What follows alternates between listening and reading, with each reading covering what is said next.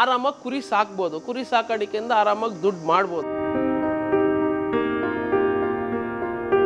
ನಮ್ಮ ಹತ್ರ 50 ಮರಿ ಇದೆ ಅಂದರೆ ಆಲ್ಮೋಸ್ಟು ಒಂದು 8-9 ಮಂತ್ಸ್ಗೆ ಆರಾಮಾಗಿ ಒಂದು 6 ಲಕ್ಷ ಈಸಿಯಾಗಿ ಮಾಡ್ಬೋದು.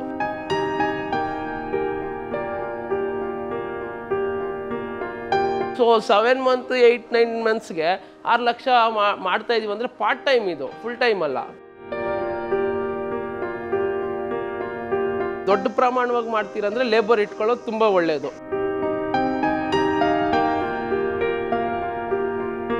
ಮರಿ ಸೆಲೆಕ್ಷನ್ ಮಾಡ್ಕೊಂಡ್ರೆ ಬಚಾವಾಗ್ತಾರೆ.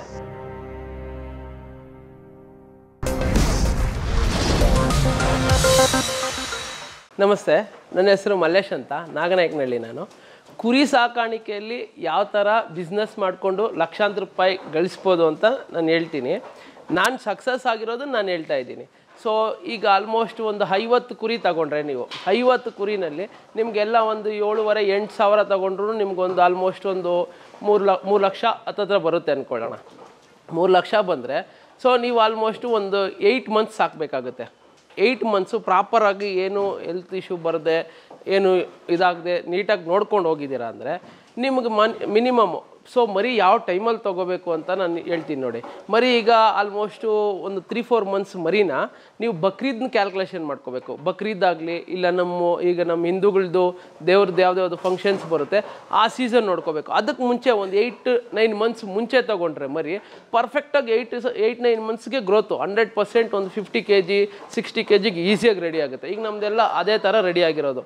ಸೊ ಅದೇನಾಗುತ್ತೆ, ಈಗ ನಮ್ಮ ಹತ್ರ ಹೋಗ್ತಾ ಇರೋದೇ ಮಿನಿಮಮ್ 21-22 ಸಾವಿರ ಮೇಲೆ ಹೋಗ್ತಾ ಇದೆ. 25 ಸಾವಿರಕ್ಕೂ ಮರಿ ಕಳಿಸಿದ್ದೀವಿ. ಈಗ ನೆನ್ನೆ ಹೋಗಿರೋ ಮರಿ ಎಲ್ಲ ಆಲ್ಮೋಸ್ಟ್ 25, 26, 27 ಕಳಿಸಿದ್ದೀವಿ. ಸೊ ಈ ಥರ ಆದಾಗ ನಮ್ಗೆ ಆಲ್ಮೋಸ್ಟ್ ಒಂದು 8 ಮಂತ್ಸು 9 ಮಂತ್ಸ್ ಟಾರ್ಗೆಟ್ ಮಾಡ್ಕೊಂಡು ನೀಟಾಗಿ ಫೀಡ್ ಮಾಡ್ಕೊಂಡು ಹೋಗಿದ್ದೀವಿ ಅಂದರೆ ನಮಗೊಂದು 12-13 ಲಕ್ಷ ಆಗುತ್ತೆ. ನಮ್ದು ಎಷ್ಟು ಮರಿ ಕಾಸ್ಟ್ ಎಷ್ಟು ಹೋಯ್ತು? 3 ಲಕ್ಷ ರೂಪಾಯಿ ಹೋಯ್ತು. ಸೊ ನಮ್ಮ ಫೀಡ್ ಕಾಸ್ಟ್ ಎಷ್ಟು ಹೋಯ್ತು? ಒಂದು ಫೀಡ್ ಕಾಸ್ಟ್ಗೆ ಒಂದು 3 ಲಕ್ಷ ಇಟ್ಕೊಳ್ಳಿ, ಇಲ್ಲ 4 ಲಕ್ಷ ಇಟ್ಕೊಳ್ಳಿ. ಯಾಕಂದರೆ ಕುರಿಗಂದರೆ ನಾವೇನಂತ ಸ್ಪೆಷಲ್ ಫುಡ್ ಹಾಕೋಂಥ ಅವಶ್ಯಕತೆ ಏನಿರಲ್ಲ. ಏನಕ್ಕಂದರೆ ಫುಡ್ ಹಾಕೋದು ಇಲ್ಲ ಜೋಳ ಹಾಕ್ತೀವಿ, ಇಲ್ಲಾಂದರೆ ನಾವು ಬೆಳ್ಕೊಂಡಿರೋ ಜೋಳ ಹಾಕ್ತಾಯಿದ್ದೀವಿ. ಇವಾಗ ನಮ್ಮದೆಲ್ಲ ಹೆಂಗಂದರೆ 1 ಎಕರ್ಗೆ ಜೋಳನೇ ಹಾಕ್ಕೊಂಡಿರೋದು ನಾನು. ಸೊ ಅದನ್ನೇ ಬರೀ ಚಾಪ್ ಕಟ್ರಲ್ಲಿ ಚಾಪ್ ಮಾಡಿಬಿಟ್ಟು ಹಾಕ್ತಾಯಿದ್ದೀವಿ. ಸೊ ಅದು ನಿಮಗೆ ಕಾಸ್ಟ್ ಅಂಥದ್ದೇನು ಹೈ ಕಾಸ್ಟ್ ಬರೋಲ್ಲ. ಸೊ ಆವಾಗ ಅಂಥ ಫೀಡ್ ಕಾಸ್ಟು ನಿಮ್ಗೆ ತಲೆ ಮೇಲೆ ಬರೋ ಅಂಥದ್ದೆಲ್ಲ ಅವಶ್ಯಕತೆ ಇರಲ್ಲ. ಸೊ ಅವಾಗ ನಮ್ಗೆ ಫೀಡ್ ಕಾಸ್ಟ್ಗೆ ಒಂದು 3 ಲಕ್ಷ ಇಟ್ಕೊಂಡ್ರೆ ಅಂದರೆ ಹಿಂಡಿಗೆ ಬೂಸಾಗೆ ಇಲ್ಲ ಸಪ್ರೇಟ್ ಜೋಳ ಹಾಕ್ತೀವಲ್ಲ ಆ ಜೋಳಕ್ಕೆ ಒಂದು ಇಟ್ಕೊಂಡ್ರೆ ಅದನ್ನು ಒಂದು 3 ಲಕ್ಷ 3.5 ಲಕ್ಷ ಹೋದ್ರೂ ಇನ್ನೂ ಆಲ್ಮೋಸ್ಟ್ ಒಂದು 6 ಲಕ್ಷ ಈಸಿಯಾಗಿ ಸಿಗುತ್ತೆ ನಮಗೆ. ಸೊ 7 ಮಂತ್ 8-9 ಮಂತ್ಸ್ಗೆ 6 ಲಕ್ಷ ಮಾಡ್ತಾಯಿದ್ದೀವಿ ಅಂದರೆ ಪಾರ್ಟ್ ಟೈಮ್, ಇದು ಫುಲ್ ಟೈಮ್ ಅಲ್ಲ. ಪಾರ್ಟ್ ಟೈಮಾಗೇ ಸಿಗೋದು ನಿಮಗೆ. ಫುಲ್ ಟೈಮ್ ಅಂತ ಏನು ಇಲ್ಲೇ ಇರಬೇಕು ಅನ್ನೋ ಅವಶ್ಯಕತೆ ಇಲ್ಲ. ಸೊ ಇನ್ನೂ ಸ್ವಲ್ಪ ದೊಡ್ಡದಾಗಿ ಮಾಡಿದ್ದೀವಿ ಅಂದರೆ ನೀವು ಒಂದು ಲೇಬರ್ನ ಬಿಟ್ಬಿಟ್ಟು ನಿಮ್ಮ ವರ್ಕ್ನು ನೀವು ಮಾಡ್ಕೊಂಡಿದ್ದೀವಿ ಅಂದರೆ ಸೊ ಅದು ಆರಾಮಾಗಿ ಹೋಗ್ತಾ ಇರುತ್ತೆ. ನಿಮ್ಮದು ಯಾವುದಂದರೆ ಸೇಲಿಂಗು ಮತ್ತು ಥರ ಟೈಮಲ್ಲಿ ಮಾತ್ರ ನಿಮ್ಮ ವರ್ಕ್ ಇರುತ್ತೆ. ಅದು ಬಿಟ್ಟರೆ ಇನ್ನೆಲ್ಲ ಲೇಬರ್ ಸೆಟಪ್ ಏನು ಕೊಟ್ಟಿರ್ತೀರ ಅವ್ನು ಮಾಡ್ಕೊಂಡು ಹೋಗ್ತಾ ಇರ್ತಾನೆ. ಸೊ ಆವಾಗ ನಿಮ್ಮ ಜಾಬ್ ಏನಿದೆ ಜಾಬು ಹೋಗ್ತಾ ಇರುತ್ತೆ. ಸೊ ಮತ್ತು ನಿಮ್ಮ ವರ್ಕ್ ಇಲ್ಲಿ ಎಕ್ಸ್ಟ್ರಾ ಏನಿದೆ ಪಾರ್ಟ್ ಟೈಮ್ ಜಾಬು ಅದು ಹೋಗ್ತಾ ಇರುತ್ತೆ, ಏನೂ ಸಮಸ್ಯೆ ಬರೋಲ್ಲ. ಈಗ ನಮ್ಮ ಹತ್ರ 50 ಮರಿ ಇದೆ ಅಂದರೆ ಆಲ್ಮೋಸ್ಟು ಒಂದು 8-9 ಮಂತ್ಸ್ಗೆ ಆರಾಮಾಗಿ ಒಂದು 6 ಲಕ್ಷ ಈಸಿಯಾಗಿ ಮಾಡ್ಬೋದು. ಈಸಿಯಾಗಿ ಲರ್ನ್ ಆಗುತ್ತೆ. ಬಟ್ ಅಂದರೆ ಸೀಸನ್ಸ್ ಪರ್ಫೆಕ್ಟಾಗಿ ನೋಡ್ಕೊಂಡು ಮರಿ ತೊಗೋಬೇಕು. ಸೊ ಹೆಂಗಂದರೆ ನಮ್ಮ ಫೆಸ್ಟಿವಲ್ಸ್ ಯಾವ್ದು ಸಿಗುತ್ತೆ ಅದಕ್ಕಿಂತ ಒಂದು 8 ಮಂತ್ಸು ಆ ಥರ ಮರಿ ತೊಗೊಂಡ್ರೆ ಪರ್ಫೆಕ್ಟಾಗಿ ಒಳ್ಳೆ ರೇಟ್ಗೆ ಹೋಗುತ್ತೆ. ಈಗ ನೀವು ಹೋಗಿ ಎಷ್ಟಾದರೂ ಸಂತೆಗಳಲ್ಲಿ ನೋಡಿ ಪರ್ಫೆಕ್ಟ್ ಮರಿ ಸಿಗಲ್ಲ. ಸೊ ನೀವಾಗ ನೀವು ಮಾರ್ಕೆಟಿಂಗ್ ಮಾಡ್ಕೊಳ್ಳಿ, ಈಸಿಯಾಗಿ ಮಾರ್ಕೊಳ್ಳಿ, ಆರಾಮಾಗಿ ಆಗುತ್ತೆ. ನೀವು ಹೋಗಿ ಸಂತೆಯಲ್ಲಿ ನಿಂತ್ಕೊಳ್ಳೋ ಅವಶ್ಯಕತೆ ಇಲ್ಲ, ಏನೂ ಇಲ್ಲ. ಫಸ್ಟ್ 1-2 ವರ್ಷ ನೀವು ಗ್ರೋತ್ ಆಗಬೇಕು. ನಮ್ಮ ಫಾರ್ಮ್ ಇದೆ ಅಂತ ಎಲ್ಲರಿಗೂ ಗೊತ್ತಾಗಬೇಕು. ಸೊ ನೀವೇ ಮಾರ್ಕೆಟಿಂಗ್ ಮಾಡ್ಕೊಂಡಿದ್ದೀರಾ ಅಂತ ಆದಮೇಲೆ ಎಲ್ಲ ನಿಮ್ಮ ಹತ್ರನೇ ಬರ್ತಾರೆ, ಇಲ್ಲೇ ಫಾರ್ಮ್ ಹತ್ರ ಬರ್ತಾರೆ. ಈಗ ನಾನು ಒಂದು ಮರಿ ಈಗ ಆಲ್ಮೋಸ್ಟು ನಾಳೆ ಹೋಗೋದು ಎಲ್ಲ ಸೇರಿದ್ರೆ 40-50 ಮರಿ ಸೇಲ್ ಆಗ್ತಾಯಿದೆ ನಂದು. ಇವಾಗ ಕೊಟ್ಟಿರೋದು ಈ ಲಾಸ್ಟ್ 2 ವೀಕ್ಸಿಂದ ಕೊಟ್ಟಿರೋ ಮರಿ ಪ್ಲಸ್ ಇವಾಗಿರೋದು ಹೋದರೆ ಎಲ್ಲ ಆಲ್ಮೋಸ್ಟ್ ಒಂದು 50 ಮರಿ ಹೋಗುತ್ತೆ. 50 ಮರಿ ನಾನು ಯಾವುದು ಸಂತೆಗೆ ತೊಗೊಂಡೋಗಿ ಮಾರಿಲ್ಲ, ಎಲ್ಲ ಇಲ್ಲೇ ಬಂದು ಇಲ್ಲೇ ತೊಗೊಂಡೋಗಿರೋದು. ಸರ್ ಈಗ ನಾನು ತಂದಿರೋದೆಲ್ಲ ಒಂದು 7,500 ಸಾವಿರ ತಂದಿದ್ದು. 7,500 ಸಾವಿರ 8 ಸಾವಿರ ಈ ಸ್ಟೇಜಲ್ಲಿ ಮರಿ ತಂದಿರೋದು ನಾನು ಈಗ ಕೊಟ್ಟಿರೋ ಮರಿ ಎಲ್ಲ 21 ಸಾವಿರ 22 27 25 ಈ ಥರ ಕೊಟ್ಟಿದ್ದೀನಿ. ಮರಿ ಮೇಲೆ ಹೋಗ್ತಾ ಇರುತ್ತೆ. ಸೊ ಅದೇ ಥರ ಎಲ್ಲರೂ ಮಾಡ್ಬೋದು. ಇದೆಲ್ಲ ಏನು ಅಂತ ರಿಸ್ಕಿ ಇದೆಲ್ಲ. ಸೊ ಮತ್ತು ಇಲ್ಲಾಂದರೆ ಏನೇನೋ ಪ್ರಾಬ್ಲಮ್ ಆಗುತ್ತೆ ಆ ಥರ ಅನ್ನೋದೇ ಇಲ್ಲ. ಈಗ ಆಲ್ರೆಡಿ ನಮ್ಮ ಕಲ್ಚರೇ ಇದಾಗಿರೋದ್ರಿಂದ ನಮ್ಗೆ ಬೇಸಿಕ್ ನಾಲೆಜ್ ಅಂತೂ ಈಸಿಯಾಗಿರುತ್ತೆ. ಖರ್ಚು ಈಗ ನಾನು ಹೈಟೆಕ್ ಶೆಡ್ ಮಾಡಲಿಲ್ಲ. ಹೈಟೆಕ್ ಶೆಡ್ ಮಾಡಿದ್ರೆ ಹೈಟೆಕ್ ಶೆಡ್ದು ಏನೇನು ಕಾಸ್ಟ್ ಬರುತ್ತೆ ಅನ್ನೋದು ನನಗೆ ಅಷ್ಟೊಂದು ಪ್ರಾಪರಾಗಿ ಗೊತ್ತಿಲ್ಲ. ನಮ್ಮ ಇರೋ ಜಾಗನ ರೆಡಿ ಮಾಡ್ಕೊಂಡಿರೋದು. ನಾನು ಇರೋ ಜಾಗನ ಏನು ಮಾಡಿದ್ದೀನಿ ಅಂದರೆ ಇದನ್ನೆಲ್ಲ ಡೀಲುಡ್ ಅಂತಾರೆ. ಡೀಲುಡ್ ಬಂದಿದ್ದು ನಮ್ಮ ಇಂಡಸ್ಟ್ರಿ ಫ್ಯಾಕ್ಟ್ರಿಗಳವರು ಸ್ಕ್ರಾಪ್ಗೆ ಹಾಕ್ತಾರೆ. ಸ್ಕ್ರಾಪ್ಗೆ ಹಾಕಿರೋ ಐಟಮ್ಸ್ನ ನಾನು ತೊಗೊಬಂದು ಎಲ್ಲ ನೀಟಾಗಿ ನಮ್ಗೆ ಯಾವ ಥರ ಬೇಕೋ ಆ ಥರ ಪ್ರಿಪೇರ್ ಮಾಡ್ಕೊಂಡಿರೋದು. ಸೊ ಇದೆಲ್ಲ ಆಲ್ಮೋಸ್ಟ್ ಒಂದು 4 ವರ್ಷಕ್ಕೆ ಏನೂ ತೊಂದರೆ ಇಲ್ಲ ಸರ್. ಈಗ ಆಲ್ಮೋಸ್ಟ್ ನಮ್ಮದು 1.5-2 ವರ್ಷ ಆಗಿದೆ. ಇದುವರೆಗೂ ಏನೂ ಪ್ರಾಬ್ಲಮ್ ಇಲ್ಲ. ಸೆಟ್ಟಿಂಗ್ ಮಾಡೋವಾಗ ನೀಟಾಗಿ ಮಾಡ್ಕೋಬೇಕು, ಕಾಲೇನು ಸಿಗಾಕೋಬಾರ್ದು ಮರಿದು, ಈ ಥರ ಒಂದು ಸೆಟ್ ಮಾಡ್ಕೊಂಡಿದ್ದೀವಿ ಅಂದರೆ ಇದೆಲ್ಲ ಫುಲ್ ಲೋ ಕಾಸ್ಟು. ಇಷ್ಟನ್ನು ಸೆಟಪ್ ಮಾಡ್ಕೊಳ್ಳೋಕ್ಕೆ ಒಂದು 2,000 ಆಗಿರುತ್ತೆ ಅಷ್ಟೇ ಈ ವುಡ್ಗೆ. ಅದೇ ನೀವು ಸ್ವಲ್ಪ ಮಾಡ್ರನ್ನಾಗಿ ಮಾಡ್ತೀರಾ ಅಂತ ಹೇಳಿದ್ರೆ ಪ್ಯಾಲೆಟ್ಸ್ ಬರುತ್ತೆ, ಅದಕ್ಕೆ ಅಂತ ಒಂದು ಪ್ಲಾಸ್ಟಿಕ್ದು ಇದು ಬರುತ್ತೆ. ಸೊ ಅದೇನಾಗ್ಬಿಡುತ್ತೆ, ಒಂದು 1/1 ಏನೋ ಅದು ಬರುತ್ತೆ. ಆಲ್ಮೋಸ್ಟ್ ಒಂದು 90 ರೂಪೀಸ್ ಬರುತ್ತೆ ಒಂದು ಪೀಸು, ಟೈಲ್ಸ್ ಥರ ಪೀಸ್ ಬರುತ್ತೆ. ಅದನ್ನೆಲ್ಲ ಇನ್ವೆಸ್ಟ್ ಮಾಡಿಕೊಂಡು ಅದಕ್ಕೆ ಆಂಗಲ್ಸ್ ಮಾಡಿಕೊಂಡು ಸ್ವಲ್ಪ ಕಾಸ್ಟ್ ಜಾಸ್ತಿ ಬಂದ್ಬಿಡುತ್ತೆ. ಆ ಟೈಮಲ್ಲಿ ರೈತರು ಏನು ಮಾಡ್ತಾರೆ, ಇದು ಅವಶ್ಯಕತೆ ಇಲ್ಲ, ಮತ್ತೆ ಮಣ್ಣಲ್ಲೇ ಕಟ್ಟಾಕೋದು ಅದೇ ಆಗುತ್ತೆ. ಇದಾದರೆ ಮರಿ ಗಲೀಜಾಗಲ್ಲ ನಿಮಗೆ. ಇದು ಅಂತ ಮತ್ತು ಮೇಂಟೆನೆನ್ಸ್ ಈಸಿ ಆಗುತ್ತೆ. ಒಂದು ವಾರಕ್ಕೆ ಒಂದು ಸತಿ ಕಸ ತೆಗಿಬೋದು, ಆ ಥರ ಆಗ್ಬಿಡುತ್ತೆ, ಈಸಿ ಇರುತ್ತೆ. ಶೆಡ್ಡಲ್ಲಿ ಅಂದರೆ ಮೇಯ್ನು ಈ ಹಮ್ಮಿನಗಾಡು ಮರಿ ಸಾಕ್ತೀವಿ ಅಂದರೆ ಈ ಬಿಜಾಪುರ ಮರಿ ಹೆಂಗಂದರೆ ಬೇಕಾದ್ರೆ ನೀವು 100 ಮರಿನೂ ಎಲ್ಲ ಜೊತೇಲಿ ಬಿಟ್ಟರೆ ಆರಾಮಾಗಿರ್ತವೆ, ಫೈಟಿಂಗ್ ಆಡೋಲ್ಲ. ಈ ಹಮ್ಮಿನಗಾಡು ಮರಿ ಹೆಂಗೆ ಅಂದರೆ ಸ್ವಲ್ಪ ಫೈಟಿಂಗ್ ಜಾಸ್ತಿ. ಎಳಗ ಏನಿದೆ ಇದು ತುಂಬ ಫೈಟು. ಸೊ ಅದಕ್ಕಂತಾನೆ ಕಂಪಾರ್ಟ್ಮೆಂಟ್ಸ್ ನೀಟಾಗಿ ಮಾಡ್ಕೊಂಡಿರಬೇಕು. ಈಗ ಇದೇನಿದೆ ಇದರಲ್ಲಿ ನಾನೊಂದು 6 ಮರಿ ಹಾಕ್ಕೊತೀನಿ, 6 ಮರಿ ಹಾಕ್ಕೋದು ಇದರಲ್ಲಿ. ಸೊ ಅದನ್ನು ಬೇಕಾದರೆ ತುಂಬ ರ್ಯಾಶ್ ಆದರೆ ಕಟ್ಟಾಕ್ಕೊಂಡು ಇದು ಮಾಡ್ಬೋದು. ನೀರಿಗೆಲ್ಲ ಟ್ರೈ ಇಟ್ಬಿಡ್ತೀವಿ. ಸೊ ನಾವು ಕಟ್ಟಾಕಿರೋ ಟೈಮಲ್ಲಿ ಟ್ರೈ ಇಕ್ಕಿದ್ರೆ ನೀರು ಕುಡಿಯೋಕ್ಕಾಗಲ್ಲ, ನಾವು ಮೇವು ತಿನ್ನೋಕೆ ಟ್ರೈ ಇಟ್ಟಿರ್ತೀವಿ. ನಾವೇ ಟ್ರೈನಲ್ಲಿ ವಾಟರ್ನ ಫೀಡ್ ಮಾಡಬೇಕು. ಜಸ್ಟ್ ಅದ್ರ ಮುಂದೆ ಇಟ್ಕೊಂಡ್ರೆ ಕುಡ್ಕೊಳ್ಳುತ್ತೆ, ಅದೇನು ಸಮಸ್ಯೆ ಇಲ್ಲ. ಸೊ ಏನು ಕಿತ್ತಾಡೋದು ಅಂಥ ಅವಶ್ಯಕತೆ ಇಲ್ಲ. ಅದೇ ಜಸ್ಟ್ ಒಂದು ಕಡೆ ಒಂದು ಕಾರ್ನರಲ್ಲಿ ಈ ಥರ ಟ್ರೈನಲ್ಲಿ ನೀರು ಇಟ್ಬಿಟ್ರೆ ಆರಾಮಾಗಿ ತೊಗೊಳುತ್ತೆ. ಅದು ಏನಂತ ಇದೇನಿರಲ್ಲ. ಟ್ರೈನಲ್ಲೇ ಇಡಬೇಕು ಅಂತಲೂ ಏನಿಲ್ಲ, ಮಾಮೂಲಿ ಯಾವುದೋ ಒಂದು ಟಬ್ಬು ಆ ಥರ ಇದ್ರೂ ಇಟ್ಕೋಬೋದು. ವೇಸ್ಟ್ ಏನಾದರೂ ಸಿಗುತ್ತೆ ಅದರಲ್ಲೂ ಮಾಡ್ಕೋಬೋದು, ಏನು ತೊಂದರೆ. ಈಗ ನಾವು ಅಲ್ಲೆಲ್ಲ ಮಾಡಿರೋದು ಬರೀ ಪೈಪಲ್ಲಿ ಮಾಡಿರೋದು, ಆ ಕಡೆ ಎಲ್ಲ ಫೀಡಿಂಗಿಗೆ ಎಲ್ಲ ಪೈಪು ವೇಸ್ಟ್ ಪೈಪ್ ತೊಗೊಂಡು ಮಾಡಿರೋದು, ಈ ಥರ ಇರುತ್ತೆ. ನಮ್ಗೆ ಕಾಸ್ಟ್ ಎಲ್ಲಿ ಕಡಿಮೆ ಆಗುತ್ತೆ ಅಲ್ಲಿ ಹೋದರೆ ಓಕೆ ಸರ್. ಫುಡ್ಡು ನಾನೀಗ ಆಲ್ಮೋಸ್ಟು ಅರ್ಲಿ ಮಾರ್ನಿಂಗಿಂದ ಒಂದು 2 o'clockವರೆಗೂ ಇದು ಕೊಡ್ತೀನಿ. ಬರೀ ಜೋಳ, ನಾವು ಬೆಳ್ಕೊಂಡಿರೋ ಜೋಳನ ಚಾಪಲ್ಲಿ ಕಟ್ ಮಾಡಿ ಅದನ್ನು ಹಾಕ್ತೀವಿ. ಒಂದು 2 ಟ್ರೇ ತಿನ್ನುತ್ತೆ. ಒಂದೊಂದು ಇದರಲ್ಲಿ ನಾನು 10 ಮರಿ ಬಿಟ್ಕೊಂಡಿದ್ದೀನಿ. ಸೊ ಅದಕ್ಕೆ ನೀಟಾಗಿ ನೋಡಿಕೊಂಡು ಒಂದೊಂದು 2 ಟ್ರೇ ಹಾಕ್ಕೊಬಿಡ್ತೀವಿ. ಸೊ 2 ಟ್ರೇ ತಿಂದಿದ್ದಾದಮೇಲೆ ಆರಾಮಾಗಿ ಮಧ್ಯಾಹ್ನ ಒಂದು ಟೈಮ್ ಬೂಸ ಕೊಡ್ತೀವಿ. ಬೂಸ ಮತ್ತು ಕಡಲೆ ಒಟ್ಟು ಮಿಕ್ಸ್ ಮಾಡಿ ಕೊಟ್ಬಿಡ್ತೀವಿ. ಸೊ ಅದಾದಮೇಲೆ ಮತ್ತೆ ಒಂದು 2 ಇದು ಹಾಕ್ತೀವಿ, 2 ಟ್ರೇ ಮತ್ತೆ ಜೋಳ ಚಾಪ್ ಕಟ್ ಮಾಡಿ ಹಾಕಿರೋದು ಮತ್ತೆ ಇದು ಮಾಡ್ತೀವಿ. ನಾರ್ಮಲ್ ಜೋಳ, ಮೆಕ್ಕೆಜೋಳ ಬರುತ್ತಲ್ವ, ಅದೊಂದು kg ಇವಾಗ ನೀನು ಲಂಸಮ ತೊಗೊಂಡ್ರೆ ಒಂದು 24-25 ರೂಪಾಯಿಗೆ ಸಿಗುತ್ತೆ. ಅದೇ ನಾವು ಮಾಮೂಲಿ ಲೋಕಲ್ಸ್ ಅಂಗಡಿಲಿ ತೊಗೊಂಡ್ರೆ 30 ರೂಪಾಯಿ ಬರುತ್ತೆ ಕಾಸ್ಟು. ಸೊ ಲಂಸಮ 1 ಟನ್ ಒಂದು ಸರಿ ತೊಗೊಬಿಟ್ರೆ 24,000-25,000 1 ಟನ್ ಬಂದುಬಿಡುತ್ತೆ. 1 ಟನ್ ಬಂತು ಅಂದರೆ ನಮ್ಗೆ ಆರಾಮಾಗಿ ಒಂದು 3 ತಿಂಗಳು ಬರುತ್ತೆ. ಅದು ಏನು 24,000 ಬರುತ್ತೆ, ಆರಾಮಾಗಿ ಸರೋಗುತ್ತೆ. ನಮಗೆ ಬೂಸ ಇದಕ್ಕೆ ಹಾಕೋಕ್ಕಿಂತ ಜೋಳ ಸ್ವಲ್ಪ ಜಾಸ್ತಿ ಮಾಡ್ಕೊಂಡು ಬೂಸ ಕಡಿಮೆ ಮಾಡಿಕೊಂಡ್ರೆ ಒಳ್ಳೆಯದು. ಯಾಕಂದರೆ ಬೂಸ ಕಾಸ್ಟ್ ಹೋಗಿ ಜಾಸ್ತಿ ಆಗುತ್ತೆ. ಬೂಸ ಮತ್ತು ಈಗ ಆಲ್ಮೋಸ್ಟ್ 1,000 ರೂಪಾಯಿ ಇದೆ ಒಂದು ಮೂಟೆ. ಅದ್ರ ಜೊತೆಗಿನ್ನ ಕಡಲೆ ಒಟ್ಟು ಅಂದರೆ ಅದು ಒಂದು 600-700 ರೂಪಾಯಿ ಬರುತ್ತೆ. ಸೊ ಆಲ್ಮೋಸ್ಟ್ 1,700 ರೂಪಾಯಿ ಅಲ್ಲೇ ಹೋಗ್ಬಿಡುತ್ತೆ. ಅದರಲ್ಲಿ 50 ಮರಿ ಇದೆ ಅಂದರೆ ನಮ್ಗೆ ಒಂದೊಂದು ದಿನಕ್ಕೆ ಒಂದೊಂದು ಬೇಕಾಗುತ್ತೆ, 2 ಬ್ಯಾಗ್ ಕಂಪಲ್ಸರಿ ಬೇಕಾಗುತ್ತೆ.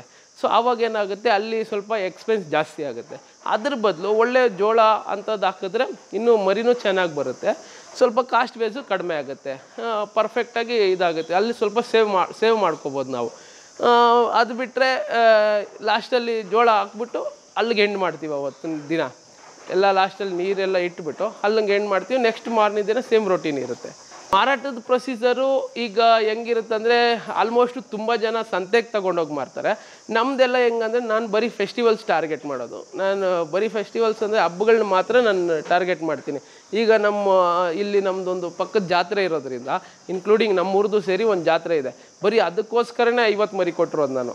ಈಗ ಏನು ಹೇಳ್ತಾ ಇದ್ದೀನಿ, ಆವಾಗ 50 ಮರಿ ಕೊಟ್ಟೆ ಅಂತ ಬರೀ ಅದಕ್ಕಂತಲೇ 50 ಮರಿ, ನಮ್ಮದು 3 ಊರಿಗೂ ಸೇರಿ ಒಂದು 50 ಮರಿ ಕಳಿಸ್ತಾ ಇದ್ದೀನಿ ನಾನು. ಸೊ ಆ ಸೀಸನ್ಗೆ ನಾನು ಸೆಟ್ ಮಾಡ್ಕೊಂಡಿದ್ದೆ. ಇನ್ನು ನೋಡಿ, ಈಗ ಅವು 3 ಬ್ಯಾಚ್ ಇದ್ದಾವೆ, ಅದನ್ನು ಬಕ್ರೀದ್ಗೆ ಇಟ್ಕೊಂಡಿದ್ದೀನಿ. ಸೊ ಬಕ್ರೀದ್ ಪರ್ಫೆಕ್ಟ್ಗೆ ಇನ್ನೊಂದು ಅದು 1.5 ತಿಂಗಳು 2 ತಿಂಗಳಿದೆ, 2 ತಿಂಗಳಿಲ್ಲ, ಆಲ್ಮೋಸ್ಟ್ 1.5-2 ತಿಂಗಳು ಅಂದ್ಕೊಳ್ಳಿ. ಸೊ ಅಷ್ಟೊತ್ತಿಗೆ ಅದನ್ನು ರೆಡಿ ಮಾಡ್ಕೊತೀನಿ. ಸೊ ಆವಾಗ ಅದು ಖಾಲಿ ಆಗುತ್ತೆ. ಅದಾದ ತಕ್ಷಣ ನೋಡಿ, ಈಗ ಆಲ್ರೆಡಿ ಮರಿ ಬಂದಿದೆ. ಈ ಮರಿ ಎಲ್ಲ ಚಿಕ್ಕ ಮರಿ ಈಗ ತರಿಸ್ಕೊಂಡಿರೋದು. ಇದು ಹೆಂಗೆ ಅಂದರೆ ಹಾಲು ಕುಡಿಯೋ ಮರಿ ಬಂದಿರೋದು ಇದೆಲ್ಲ, ಹಾಲು ಬಿಟ್ಟಿರೋ ಮರಿ. ಹಾಲು ಬಿಟ್ಟಿರೋ ಮರಿ ಬಂದಾಗ ಏನಾಗುತ್ತೆ, ತುಂಬ ಕೆಡುತ್ತೆ. ನಾವು ಒಂದು 7,000ಕ್ಕೆ ಮರಿ ತಗೊಂಡಿದ್ದೀವಿ ಅಂದರೆ ಅದನ್ನು ಕಟ್ ಮಾಡೋರು ಬಂದರೆ ಒಂದು 5,000ಕ್ಕೂ ಕೇಳಲ್ಲ, ಆ ಥರ ಆಗ್ಬಿಡುತ್ತೆ. ಏನಕ್ಕಂದರೆ ಇಮಿಡಿಯೇಟ್ ಹಾಲು ಬಿಟ್ಬಿಟ್ಟು ಬಂದಿರುತ್ತೆ. ಅದು ಮದರ್ ಫೀಡಿಂಗಿಂದ ಬಿಟ್ಟು ಬಂದು ಇಲ್ಲಿ ಮೇವು ಅಷ್ಟು ಬೇಗ ತಿನ್ನಲ್ಲ, ಸೆಟ್ ಆಗಲ್ಲ. ಸೊ ಅದು ಟೈಮ್ ತೊಗೊಳುತ್ತೆ, ಅದು ಮರಿ ಕೆಟ್ಟಿ ಮತ್ತೆ ಆಮೇಲೆ ರೆಡಿ ಆಗೋದು. ಸೊ ಅದಕ್ಕೆ ನಾನು ಇವಾಗ ನೆಕ್ಸ್ಟ್ ಬ್ಯಾಚ್ ರೆಡಿ ಮಾಡ್ತಾಯಿದ್ದೀನಿ. ಲೇಬರ್ ಬಗ್ಗೆ ಅಂದರೆ ನೀವು ಆಲ್ಮೋಸ್ಟು ಸ್ವಲ್ಪ ದೊಡ್ಡ ಪ್ರಮಾಣವಾಗಿ ಮಾಡ್ತೀರಂದರೆ ಲೇಬರ್ ಇಟ್ಕೊಳ್ಳೋದು ತುಂಬ ಒಳ್ಳೆಯದು. ದೊಡ್ಡ ಪ್ರಮಾಣ ಅಂದರೆ ಒಂದು 100-150ಗೆ ಹೋಗ್ಬೋದು. ಜಾಗ ಇದೆ ಅಂದರೆ ಮಿನಿಮಮ್ ಒಂದು 2 ಎಕರೆ ಇದೆ ಅಂದರೆ 200 ಸಾಕೋದ್ರಲ್ಲೂ ಮೋಸ ಇಲ್ಲ, ಕಷ್ಟ ಇಲ್ಲ. ಸರಿ, 200 ಸಾಕೋಕ್ಕೆ ನಮಗೆ ಶೆಡ್ ಎಷ್ಟು ಬೇಕು ಅಂದರೆ ಇವಾಗ ನಮ್ಮದು ಒಂದು 80ಕ್ಕೆ 40 ಇದೆ. ಸೊ ಒಂದು 100ಕ್ಕೆ ಒಂದು ಆಲ್ಮೋಸ್ಟ್ ಇಲ್ಲ ಒಂದು 120ಕ್ಕೆ ಒಂದು 40 ಹಾಕೊಂಡ್ರೆ ಬೇಜಾನಾಯಿತು, ಹಾಕ್ಕೋಬೋದು, ಆರಾಮಾಗಿ ಹಾಕ್ಬೋದು ಮರಿ. ಒಂದು 150ಇಂದ 200 ಮರಿ ಹಾಕಿದ್ದೀವಿ ಅಂದರೆ ಈಸಿಯಾಗಿ ಲೇಬರ್ ಕಾಸ್ಟಲ್ಲಿ ಉಳಿಸ್ಕೋಬೋದು. ಇನ್ನೂ ಒಂದು 150 ಮರಿ ಹಾಕ್ಕೊಂಡಿದ್ದೀವಿ ಅಂದರೆ ಲೇಬರ್ ಕಾಸ್ಟ್ನ ಮೈನಸ್ ಮಾಡ್ಕೋಬೋದು. ಯಾವ ಥರ ಮೈನಸ್ ಅಂದರೆ ನಮ್ಮ ರೈತರಿಗೆ ಕೇಳ್ತಾರೆ ಗೊಬ್ಬರನ, ಸೊ ಅವ್ರಿಗೆ ಕೊಟ್ಟರೆ ಆಲ್ಮೋಸ್ಟ್ 3 ಟ್ರ್ಯಾಕ್ಟರ್ ಆಗುತ್ತೆ. 150 ಇಟ್ಟಿದ್ದೀವಿ ಅಂದರೆ ಈಸಿಯಾಗಿ 3 ಟ್ರ್ಯಾಕ್ಟರ್ ಆಗುತ್ತೆ. ಸೊ ಆ 3 ಟ್ರ್ಯಾಕ್ಟ್ರನ್ನ ನಾವು ಕ್ಲಿಯರ್ ಮಾಡಿಕೊಂಡ್ರೆ ಆ ಲೇಬರ್ದು ಅಲ್ಲಿ ಬಂದುಬಿಡುತ್ತೆ, ಟೋಟಲ್ 0 ಆಗಿಬಿಡುತ್ತೆ ಲೇಬರ್ ಕಾಸ್ಟು. ಇನ್ನು ನಾವು ರೆಡಿ ಮಾಡ್ಕೋಬೇಕಾಗಿರೋದು ಫೀಡ್ಗೆ ಅಷ್ಟೇ. ಫೀಡ್ದು ಇನ್ನು ಕಂಪಲ್ಸರಿ ಏನು ಮಾಡಿದ್ರು ಫೀಡ್ಗೆ ಹಾಕಲೇಬೇಕು. ನೀವು ಹಸು ಸಾಕಿದ್ರು ಫೀಡ್ ಹಾಕಲೇಬೇಕು, ಎಲ್ಲ ನಡೆಯುತ್ತೆ. ನಿಮ್ಗೆ 0 ಅಂದರೆ ನಿಮ್ಮ ಪವರ್ ಏನು ಇಲ್ಲದೆ ವರ್ಕರ್ದು 0 ಆಗುತ್ತಲ್ಲ. ಸೊ ಇದಕ್ಕೆ ಅದೊಂದು ಉಳಿಸ್ಕೋಬೋದು, ಗೊಬ್ಬರದಿಂದ ಉಳಿಸ್ಕೋಬೋದು. ಮತ್ತು ಇದಕ್ಕೆ ಈಗ ಕುರಿ ಸಾಕಾಣಿಕೆ ಮಾಡಬೇಕು ಅದಕ್ಕೆ ಅಂದರೆ ಬೇರೆ ಏನೋ ಲೈಸೆನ್ಸ್ ಅನ್ನೋದು ಇದನ್ನೊಂದು ಏನೂ ಅವಶ್ಯಕತೆ ಇಲ್ಲ. ಇದು ಬಂದು ನಮ್ಮದು ನ್ಯಾಚುರಲ್ಲು, ಮತ್ತು ನಮ್ಮ ಹಳ್ಳಿ ಜೀವನ ಹೆಂಗಿರುತ್ತೋ ಇದು ಮಾಮೂಲಿ ಹಸು ಏನು ಸಾಕ್ತೀರೋ ಅದೇ ಥರ ಇದಕ್ಕೆಲ್ಲ ಲೈಸೆನ್ಸ್ ಅನ್ನೋದು ಅದೆಲ್ಲ ಏನು ಅವಶ್ಯಕತೆ ಇಲ್ಲ. ಇದನ್ನು ಯಾರು ಬೇಕಾದರೂ ಈಸಿಯಾಗಿ ಮಾಡ್ಬೋದು. ಬಟ್ ಆದರೆ ತಿಳ್ಕೊಳ್ಳೋರು ಒಳ್ಳೆ ಕಡೆ ತಿಳ್ಕೊಳ್ಳಿ ಅಷ್ಟೇ. ಏನಕ್ಕಂದರೆ ಸುಮ್ಮನೆ ಸಿಲ್ಲಿ ರೀಸನ್ಸ್ ಕೊಟ್ಬಿಟ್ಟು ಈ ಬ್ರೋಕರ್ಸ್ಗಳ ಹತ್ರ ತಿಳ್ಕೊಳ್ಳೋಕ್ಕೆಲ್ಲ ಹೋದರೆ ನೀವು ಕಷ್ಟ ಆಗುತ್ತೆ. ತುಂಬ ವೇಸ್ಟ್ ಮರಿ ಕೊಟ್ಬಿಡೋದು. ನೀವು ಎಷ್ಟು ದಿನ ಸಾಕಿದ್ರು, ಈಗ ನಮ್ಮ ರಿಲೇಟಿವ್ಗೆ ಒಬ್ರಿಗೆ ಹಂಗೆ ಮಾಡಿದ್ದಾರೆ. ಅವ್ರ ಪಾಪ ನೆನ್ನೆ ಬಂದಿದ್ದಾರೆ, ಈಗ ಮೋಸ್ಟ್ಲಿ ಬರಬೇಕಾಗಿತ್ತು, ಬಂದಿಲ್ಲ ಅವರು. ಅವ್ರಿಗೇನು ಮಾಡಿದ್ದಾರೆ, ನಾರ್ಮಲ್ ನಾಟಿ ಮೇಕೆ ಕೊಡಿಸ್ಬಿಟ್ಟಿದ್ದಾರೆ. ಅದನ್ನು ಇನ್ನು 10 ವರ್ಷ ಸಾಕಿದ್ರೂ ಕಷ್ಟನೇ. ಅಂದರೆ ಅಟ್ಲೀಸ್ಟ್ ಅದರಲ್ಲೇ ಲೀನ್ ಬಾಡಿ ಇರೋ ಅಂಥದ್ದು ಸ್ವಲ್ಪ ಗ್ರೋತ್ ಬರೋ ಅಂಥ ಮರಿ ಕೊಡಿಸಿದ್ರೆ ಸಕ್ಸಸ್ ಆಗಿರೋರು. ಸೊ ಈಗ ತುಂಬ ಚಿಕ್ಕದು ಶಾರ್ಟ್ ಮರಿ, ಈಗ ಒಂದು ಮೇಕೆ 3 ಮರಿ 4 ಮರಿ ಹಾಕ್ಬಿಡುತ್ತೆ. ಅದು ಹೆಂಗಂದರೆ ತುಂಬ ಕಷ್ಟ ಅದು ಗ್ರೋತ್ ಆಗೋದು. ಒಂದೊಂದು ಬ್ರೀಡಲ್ಲಿ ಬಂದ್ಬಿಡುತ್ತೆ, ಇನ್ನೊಂದೊಂದರಲ್ಲಿ ಚಿಕ್ಕ ಮರಿ ಬಂದ್ಬಿಡುತ್ತೆ ನಮ್ಮ ನಾಟಿ ಮೇಕೆನಲ್ಲಿ. ಸೊ ಅದನ್ನು ಒಂದು ಸ್ಟೇಜಿಗೆ ಅಷ್ಟೇ ಇಟ್ಕೊಂಡು ಮಾರಿಬಿಡ್ಬೇಕು. ಅದನ್ನು ಸಾಕ್ತೀವಿ 1 ವರ್ಷ ಎಲ್ಲ ಅಂದರೆ ನೀವು ಎಷ್ಟು ಸಾಕಿದ್ರೂ ಅಷ್ಟೇ ಇರುತ್ತೆ ಅದು. ಸೊ ಅದರಿಂದ ಮರಿ ಸೆಲೆಕ್ಷನ್ ಮಾಡ್ಕೊಂಡ್ರೆ ಬಚಾವಾಗ್ತಾರೆ. ಅದನ್ನು ನೀವು ಬ್ರೋಕರ್ಸ್ ಮುಖಾಂತರ ಹೋಗ್ಬೇಡಿ, ನೀವು ಹೋಗಿ ಕಲ್ತ್ಕೊಳ್ಳಿ. ಇವಾಗ ಯಾರೋ ಶೆಡ್ಡಲ್ಲಿ ಮಾಡಿದ್ದಾರೆ ಅಂದರೆ ಗೊತ್ತಿರೋರು ಮಾಡಿದರೆ ಹೋಗಿ ಅಲ್ಲಿ ತಿಳ್ಕೊಳ್ಳಿ. ಇಲ್ಲಾಂದರೆ ಅಟ್ಲೀಸ್ಟ್ ನೀವೇ ಹೋಗಿ ಒಂದು 2-3 ಸತಿ ಪರ್ಚೇಸ್ ಮಾಡೋ ಅವಶ್ಯಕತೆ ಇಲ್ಲ. ಒಂದು 2-3 ಸಂತೆಗೆ ನೀವೇ ಹೋಗಿ ಓಡಾಡಿದ್ದೀರಾ ಅಂದರೆ 100% ಮೆಚ್ಯೂರಿಟಿ ಬರುತ್ತೆ. ಸೊ ನೀವು ಹೋಗಿ ತಗೊಂಡ್ರೆ ನಿಮ್ಗೆ ಅದ್ರ ಬಗ್ಗೆ ಅರಿವಾದಾಗ ಸೇಲಿಂಗ್ಸು ನೀಟಾಗಿ ನೀವು ಮಾಡ್ಕೊತೀರಾ. ಆವಾಗ ಯಾರಿಗೂ ಕಾಯ ಅಂಥದ್ದಿರಲ್ಲ, ಏನಿರಲ್ಲ. ನಮ್ದು ಹೆಂಗಂದರೆ ನಾವು ಆಲ್ಮೋಸ್ಟ್ ನಮ್ಮ ಫ್ಯಾಮಿಲಿಲಿ ಎಲ್ಲ ಒಬ್ಬರೊಬ್ಬರು ನೋಡಿಕೊಂಡು, ಈಗ ನಮ್ಮ ಚಿಕ್ಕಪ್ಪ ಅವ್ರು ಇರ್ಬೋದು, ನಮ್ಮ ದೊಡ್ಡಪ್ಪ ಅವ್ರು ಇರ್ಬೋದು, ಎಲ್ಲ ನೋಡಿಕೊಂಡು ನನ್ನ ಕಸಿನ್ಸು ಎಲ್ಲ ಟೋಟಲ್ ಇದೆ, ಎಲ್ಲ ಒಳ್ಳೊಳ್ಳೆ ಎಂಪ್ಲಾಯೀಸ್ ಅವರು, ಎಲ್ಲ ಡಿಪ್ಲೊಮೊ ಇಂಜಿನಿಯರಿಂಗ್ ಮಾಡ್ಕೊಂಡಿರೋ ಅಂಥವ್ರು ಎಲ್ಲರೂ ಇಟ್ಟಿದ್ದಾರೆ ಈಗಲೂ. ಸೊ ನಮ್ಗೆ ಅದೇನಾಗಿದೆ, ಒಬ್ಬರಿಂದ ನೀಟಾಗಿ ಬಂದುಬಿಟ್ಟಿದೆ. ಸೊ ಆರಾಮಾಗಿ ಹ್ಯಾಂಡಲ್ ಮಾಡ್ಕೊತೀವಿ. ಸೊ ನೀವು ಅಷ್ಟೇ, ಇದರಲ್ಲಿ ಏನು ಅಂಥ ಇದೇನಿಲ್ಲ, ಕಣ್ಣು ಮುಚ್ಚಿ ಮಾಡೋ ಅಂಥ ಅವಶ್ಯಕತೆ ಏನಿಲ್ಲ. 1-2 ಸತಿ 3 ಸತಿ ನೀವೇ ಸಂತೆಗಳು ವಿಸಿಟು, ಇಲ್ಲ ಮಾರ್ಕೆಟ್ಸ್ ಎಲ್ಲಾದರೂ ಒಳ್ಳೆ ಮಾರ್ಕೆಟ್ಸ್ ಇರೋ ಕಡೆ ನೀವು ಹೋಗಿ ಓಡಾಡ್ಕೊಬರ್ತೀರ ಅಂದರೆ ಈಸಿಯಾಗಿ ಆಗುತ್ತೆ. ಈಗೆಲ್ಲ ಇನ್ನೊಂದು ಏನಂದರೆ ಡೆತ್ ಅಂತೂ ಹಾಗೆ ಆಗುತ್ತೆ, ರೇರ್ ಕೇಸಲ್ಲಿ ಡೆತ್ ಆಗುತ್ತೆ. ಒಂದೊಂದು ಆದಾಗ ಡೆತ್ ಆದ್ರೂ ಈಗ ಗೌರ್ಮೆಂಟ್ ದುಡ್ಡು ಕೊಡುತ್ತೆ ನಿಮಗೆ. ಸೊ ದುಡ್ಡು ಅಂದರೆ ಆಲ್ಮೋಸ್ಟ್ ಒಂದು ಸೈಜ್ ಇರಬೇಕು, ಮಿನಿಮಮ್ ಒಂದು 15 kg ಮೇಲೆ ಮರಿ ಇದ್ದರೆ ಅದೇನೋ ಇನ್ ಕೇಸ್ ಡೆತ್ ಆದರೆ ಅದನ್ನ ನೀವು ತೊಗೊಂಡೋಗಿ ಗೌರ್ಮೆಂಟ್ ಹಾಸ್ಪಿಟಲಲ್ಲಿ ನಮ್ಮ ಲಿಮಿಟ್ಸ್ಗೆ ಯಾವ್ದು ಬರುತ್ತೆ ಗೌರ್ಮೆಂಟ್ ಹಾಸ್ಪಿಟ್ಲು ಅದಕ್ಕೆ ತೊಗೊಂಡೋಗಿ ಕೊಟ್ಟರೆ ಅವ್ರು ಪೋಸ್ಟ್ ಮಾರ್ಟಮ್ ಮಾಡ್ತಾರೆ ಅದನ್ನು. ಸೊ ಡೆತ್ ಆಗಿದೆ ಅಂತೇಳಿ ಅವರೊಂದು ಸ್ವಲ್ಪ ಫೋಟೋಸ್ ಇಟ್ಕೊಂಡು ಅದೇನಿದೆಯೋ ಪ್ರೊಸೀಜರ್ ಅವ್ರು ಹೇಳ್ತಾರೆ, ಅದನ್ನು ಮಾಡ್ಕೊಂಡೋದ್ರೆ ಅದು ಒಂದು 5-6 ಸಾವಿರ ದುಡ್ಡು ಬರುತ್ತೆ. ತೊಗೊಳ್ಳಲ್ಲ, ಅದು ಲಾಸ್ಟಿಗೆ ವೇಸ್ಟೇ, ನಾವು ಮಣ್ಣಲ್ಲೇ ಮುಚ್ಚಬೇಕು ಅದನ್ನು ಯಾರು ತಗೊಂಡು ಅದನ್ನೇನು ಇದಾಗಲ್ಲ. ಡೆತ್ ಆಯ್ತು ಅಂದಮೇಲೆ ಯಾರಿಗೂ ಮಾರೋಕ್ಕಾಗಲ್ಲ. ನಾವು ಅದು ಮಾಡೋದು ನಮ್ಮದು ತಪ್ಪೇ ಅದು. ಯಾಕಂದರೆ ಅದನ್ನು ತುಂಬ ಕೆಲವರು ಅಂಗಡಿಯವರು ತಗೊಂಡೋಗಿ ಮಾಡೋರು ಇದ್ದಾರೆ. ಬಟ್ ಆದರೆ ಇನ್ನು ಕೆಲವರು ಡೆತ್ ಆಯಿತು ಅಂದರೆ ಮುಟ್ಟದೇ ಇರೋರು ಇದ್ದಾರೆ. ಸೊ ಡೆತ್ ಆಗೋದನ್ನು ನಾವು ಕೊಡೋದು ತುಂಬ ದೊಡ್ಡ ತಪ್ಪದು, ನಾವು ಕೊಡಬಾರ್ದು. ಸೊ ಅದು ಒಳ್ಳೆಯದಲ್ಲ. ನಾನೇನು ಹೇಳ್ತೀನಿ ಅಂದರೆ ಡೆತ್ ಆಗೋವರೆಗೂ ಇಟ್ಕೊಳ್ಳೇಬಾರ್ದು ಅದನ್ನು. ಅದನ್ನು ಏನು ಮಾಡಬೇಕು ಆ ಪ್ರೊಸೀಜರ್ ಮಾಡಿದ್ರೆ ಡೆತ್ ಆಗಲ್ಲ. ಯಾಕಾಗುತ್ತೆ ಡೆತ್ತು? ಒಂದು ಸತಿ 2 ಸತಿ ಆಗೇ ಆಗುತ್ತೆ. ಫಸ್ಟ್ ಸ್ಟಾರ್ಟ್ ಮಾಡಿದಾಗ ಎಲ್ಲರೂ ಅದನ್ನು ಅನುಭವಿಸ್ತೀರಿ. ಅದು ಅನುಭವಿಸಿದ್ರೇ ನೀವು 100 ಕುರಿ ಸಾಕಕ್ಕೆ ನಿಮಗೆ ಕೆಪಾಸಿಟಿ ಬರೋದು, ಆ ಟ್ಯಾಲೆಂಟ್ ಬರೋದು. ಸೊ ಅದನ್ನೆಲ್ಲ ನೀವು ಮಾಡ್ಕೋಬೇಕು. ತುಂಬ ಬೇರೆಯವ್ರ ಮೇಲೆ ಡಿಪೆಂಡ್ ಆಗೋದು, ಡಾಕ್ಟರ್ಸ್ ಮೇಲೆ ಡಿಪೆಂಡ್ ಆಗೋದು ಅದೆಲ್ಲ ಆಗಲ್ಲ. ಡಾಕ್ಟರ್ಸ್ದೇನೆಂದರೆ ನಮ್ಗೆ ಎಷ್ಟು ಹೇಳ್ಬೋದೋ ಅಷ್ಟು ಅವರು ಹೇಳ್ತಾರೆ, ಎಷ್ಟು ಮಾಡಬೇಕೋ ಅವರು ಅಷ್ಟು ಮಾಡೋಕ್ಕಾಗುತ್ತೆ. ಪ್ರತಿ ಟೈಮಲ್ಲೂ ಬರೋಕ್ಕಾಗಲ್ಲ.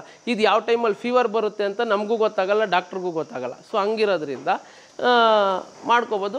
ಅದೇನ ಇನ್ ಕೇಸ್ ಡೆತ್ ಆಯಿತು ಅಂದಾಗ ಲಾಸ್ಟ್ ಆಪ್ಷನ್ ನಿಮ್ಗೆ ಅದೊಂದು ಸಿಗುತ್ತೆ ಇವ್ರ ಕಡೆಯಿಂದ. ಅದನ್ನು ಮುಗಿಸ್ಕೊಂಡು ಪೋಸ್ಟ್ ಮಾರ್ಟಮ್ ಎಲ್ಲ ಮುಗಿಸಿದ್ರೆ ನೀವು ಅದನ್ನು ಆಮೇಲೆ ನೀವೇನಿದೆ ಅದನ್ನು ಮುಚ್ಚಿಬಿಡೋದು, ಆ ಥರ ಮಾಡಬೇಕು. ಈಗ ನಾನು ಹೇಳೋದೇನೆಂದರೆ ಆರಾಮಾಗಿ ಕುರಿ ಸಾಕ್ಬೋದು. ಕುರಿ ಸಾಕಾಣಿಕೆಯಿಂದ ಆರಾಮಾಗಿ ದುಡ್ಡು ಮಾಡ್ಬೋದು. ಈಗ ನೋಡಿ, ನಾನು ಪ್ರೊಫೆಷ್ನಲ್ ಬ್ಯಾಡ್ಮಿಂಟನ್ ಕೋಚ್ ಆಗಿದ್ಕೊಂಡು ಈಗ ಅದನ್ನು ಮಾಡ್ಕೊಂಡು ಇದು ಮಾಡ್ತಾಯಿದ್ದೀವಿ ಅಂದರೆ ದುಡ್ಡಿರೋದಕ್ಕೆ ಮಾಡ್ತೀವಿ. ಯಾರು ಈಗಿನ ಕಾಲದ ಈಗಿನ ಜನ್ರೇಷನಲ್ಲಿ ಯಾರು ವಿತೌಟ್ ಇದು ಏನು ಮಾಡಲ್ಲ. ಅರ್ಥ ಆಯ್ತಾ? ಸೊ ಚೆನ್ನಾಗಿದೆ, ಮಾಡ್ಬೋದು, ಆರಾಮಾಗಿ ಮಾಡಿ, ತಿಳ್ಕೊಂಡು ಮಾಡಿ. ಇದೇ ಥರ ನಿಮ್ಗೆ ಏನಾದರೂ ಡೌಟ್ಸ್ ಬಂದರೆ ಇಮಿಡಿಯೇಟ್ ನಾನು ಯಾವಾಗಾದರೂ ಫೋನ್ ಮಾಡ್ಕೊಂಡು ಬನ್ನಿ. ನಾನು ಆಲ್ಮೋಸ್ಟ್ ಫಾರ್ಮಲ್ಲೇ ಇರ್ತೀನಿ. ನೀವು ನಾನು ಮೀಟ್ ಮಾಡಿದ್ರೆ ನಿಮ್ಗೆ ಏನು ಮಾಹಿತಿ ಬೇಕೋ ನಾನು ಕೊಡ್ತೀನಿ. ನನ್ನ ಕಡೆಯಿಂದ ಏನಾಗುತ್ತೋ ಅದನ್ನು ನಾನು ಹೇಳ್ಕೊಡೋಕೆ ನಾನು ರೆಡಿ ಇದ್ದೀನಿ. ಈಗ ಆಲ್ಮೋಸ್ಟ್ ನಮ್ಮದು ಮುಂಚೆ ಫಿಶರ್ ಇದು ಮಾಡಿದ್ವಿ. ಆಲ್ಮೋಸ್ಟ್ ಅದರಿಂದ ಒಂದು 200-300 ಕಸ್ಟಮರ್ಸ್ ಬಂದು ತಿಳ್ಕೊಂಡೋಗಿ ಮಾಡಿರೋದು ಇದ್ದಾರೆ ಅದೇ ರೀತಿ. ಸೊ ಅವ್ರಿಗೂ ಆಲ್ಮೋಸ್ಟ್ ಹೇಳ್ಕೊಟ್ಟಿದ್ದೀವಿ. ನಮ್ಮ ಹತ್ರ ಯಾವುದು ದುಡ್ಡು ತಗೊಳ್ಳಲ್ಲ, ಏನು ತಗೊಳ್ಳಲ್ಲ. ಬನ್ನಿ, ತಿಳ್ಕೊಳ್ಳಿ, ಆರಾಮಾಗಿ ಮಾಡಿ. ಬೇರೆ ಬ್ರೋಕರ್ಸ್ ಮುಖಾಂತರ ಹೋಗಬೇಡಿ. ಇದನ್ನು ನಾನು ಹೇಳೋಕ್ಕೆ ಇಷ್ಟಪಡ್ತೀನಿ. ಧನ್ಯವಾದಗಳು. ಅನುಕ್ಷಣದ ಸುದ್ದಿಗಳಿಗಾಗಿ ವಿಸ್ತಾರ ನ್ಯೂಸ್ ಯೂಟ್ಯೂಬ್ ಚಾನೆಲ್ ಸಬ್ಸ್ಕ್ರೈಬ್ ಮಾಡಿ. ಹೊಸ ಸುದ್ದಿಗಳ ನೋಟಿಫಿಕೇಶನ್ಗಾಗಿ ಬೆಲ್ ಐಕಾನ್ ಕ್ಲಿಕ್ ಮಾಡಿ. ಲೇಟೆಸ್ಟ್ ಅಪ್ಡೇಟ್ಸ್ಗಾಗಿ www.vistaranews.com ವೆಬ್ಸೈಟ್ಗೆ ವಿಸಿಟ್ ಮಾಡಿ. ಅಂಗೈಯಲ್ಲೇ ಜಗತ್ತಿನ ಸುದ್ದಿ ತಿಳಿಯಲು ವಿಸ್ತಾರ ನ್ಯೂಸ್ ಕನ್ನಡ ಆಪ್ ಡೌನ್ಲೋಡ್ ಮಾಡಿ.